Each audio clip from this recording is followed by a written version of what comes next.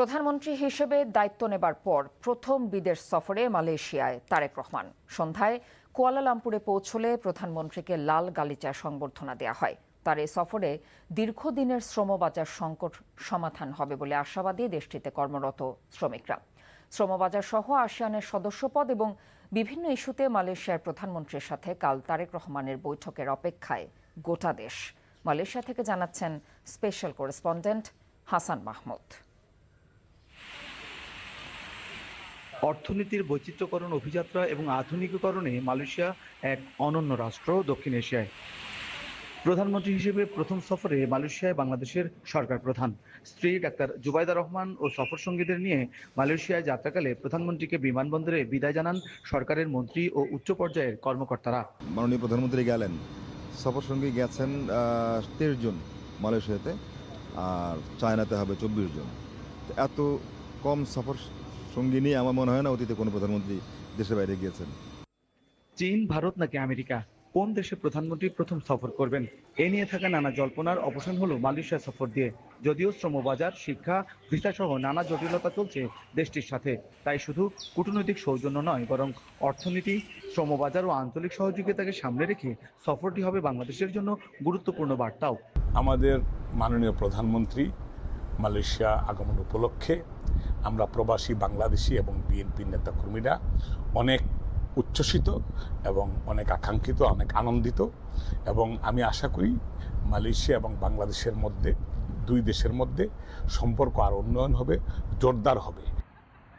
দুই সরকার প্রধানের মধ্যে হতে যাওয়া বৈঠকগুলোতে শ্রমবাজার সম্প্রসারণ, বিনিয়োগ বৃদ্ধি, বাণিজ্য সহযোগিতা এবং দ্বিপাক্ষিক সম্পর্ককে নতুন উচ্চতায় নেওয়ার বিষয়গুলো গুরুত্ব পাবে বলে মনে করছেন প্রবাসীরা। মালয়েশিয়া শ্রমবাজারটা আমাদের জন্য সবচেয়ে ভালো একটা বাজার।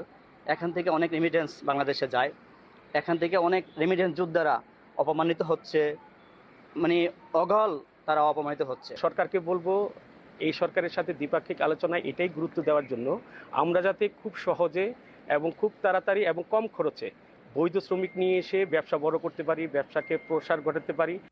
শুধু নতুন কর্মী পাঠানো নয়, বাংলাদেশি কর্মীদের অধিকার, কর্মপরিবেশ এবং বৈধতার বিষয়গুলো গুরুত্ব পাবে বলে মনে করছেন সংশ্লিষ্টরা।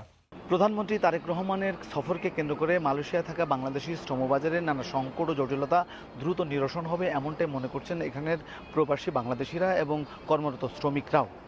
তাই প্রধানমন্ত্রীর এই আগমন তাদের জন্য এক আশার বাতিঘর। Hasan Mahmud, NTV news, Kuala Lumpur, Malaysia. দর্শক, প্রধানমন্ত্রীর সফরের খবর জানাতে কুয়ালালামপুরে আছেন আমাদের স্পেশাল করেসপন্ডেন্ট হাসান মাহমুদ। সরাসরি যুক্ত হচ্ছি তার সাথে।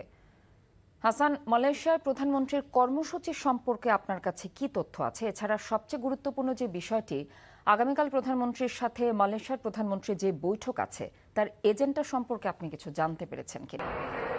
প্রধানমন্ত্রী তারেক রহমান আসলে মালয়েশিয়ার কুয়ালালামপুরে বিমান অবতরণের পর সেখানে তাকে লাল গালিচা সংবর্ধনা দেওয়া হয় এবং তাকে অভ্যর্থনা জানানো হয়। তারপর তিনি আসলে সরাসরি চলে আসেন বুকিত বিংতাংয়ে। তিনি যেখানে রাত্রি যাপন করছেন এই মুহূর্তে, সেই জায়গায় চলে আসেন হোটেল সাংগ্রিলা, এবং হোটেল সাংগ্রিলায় এখানকার স্থানীয় প্রবাসীদের সাথে একটি মতবিনিময়ে অংশ নেন এবং সেই মতবিনিময়ে সস্ত্রীক তিনি অংশ নেন। স্ত্রী সহ, স্ত্রী ডাক্তার জুবাইদা রহমান সহ তিনি সেই মতবিনিময়ে অংশ নেন এবং আসলে মতবিনিময় অংশের মধ্যে তারেক রহমান মতবিনিময়ের মধ্যে নিজেই প্রায় দীর্ঘ সময় ধরে বক্তৃতা করেন এবং তার যে পরিকল্পনা, বিভিন্ন বিষয় নিয়ে সেই পরিকল্পনার কথা জানান। এবং আশার কথা হচ্ছে তিনি তার বক্তৃতায় কি বলেছেন, সেটি হচ্ছে যে তিনি তার বক্তৃতায় বলেছেন যে মালয়েশিয়ায় তিনি সফর করছেন এবং মালয়েশিয়ার প্রধানমন্ত্রীর সাথে এখানে যে শ্রমবাজার নিয়ে যে জটিলতা, সেই বিষয়গুলো তিনি তার সাথে আলোচনা করবেন এবং আলোচনার টেবিলে সেই বিষয়গুলো তুলবেন।